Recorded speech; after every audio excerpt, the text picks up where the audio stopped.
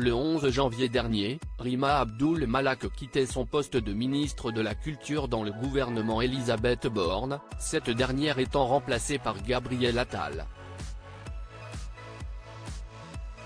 Mais quelques semaines avant son départ, elle avait quelque chose d'important à faire.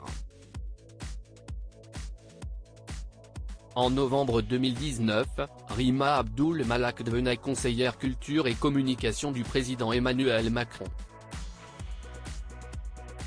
Avant d'être nommée ministre de la Culture dans le gouvernement Elisabeth Borne le 20 mai 2022, puis de quitter ses fonctions le 11 janvier 2024 en raison de l'arrivée de Gabriel Attal en tant que nouveau Premier ministre. Mais avant de partir, elle a eu à cœur d'honorer quelques célèbres artistes en guise de dernière mission. En effet, par arrêté de Rima Abdul Malak en date du 2 novembre 2023, ont été promus ou nommés dans l'ordre des arts et des lettres, au grade de commandeur, Madame Angot, Christine, Madame Benaïm, Laurence, et Madame Gainsbourg, Charlotte, et au grade d'officier, M.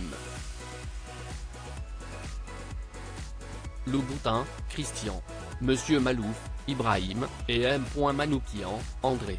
Pour rappel, c'est Rachida Dati, contre toute attente, qui l'a remplacé au poste de ministre de la Culture. Un changement qui s'était officialisé le 12 janvier. « Chacun sait que j'aime me battre, n'ayez pas peur », avait déclaré la maman de Sora, comme le rapportait la. Je comprends que cette nomination puisse surprendre, moi elle ne me surprend pas. Elle répond à un véritable besoin, le besoin de la France que souvent on dit populaire, qui doit se sentir représentée. Par mon parcours, la culture est un combat de tous les jours.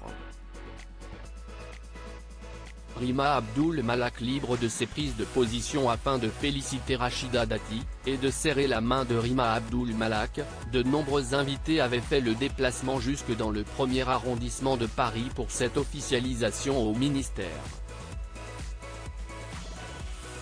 Comme la comédienne Catherine Jacob, la patronne de France Télévisions, Delphine Ernotte, et celle de Radio France, Sybille Veil.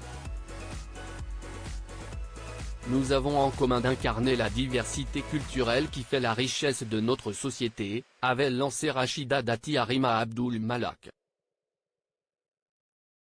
Cette dernière avait assuré être restée libre de ses engagements et de ses prises de position durant son séjour au ministère, elle qui pour rappel avait été désavouée en décembre dernier par le président de la République, Emmanuel Macron, après avoir qualifié de honte pour la France l'acteur Gérard Depardieu, accusé de viol et de violences sexuelles, ce qu'il conteste.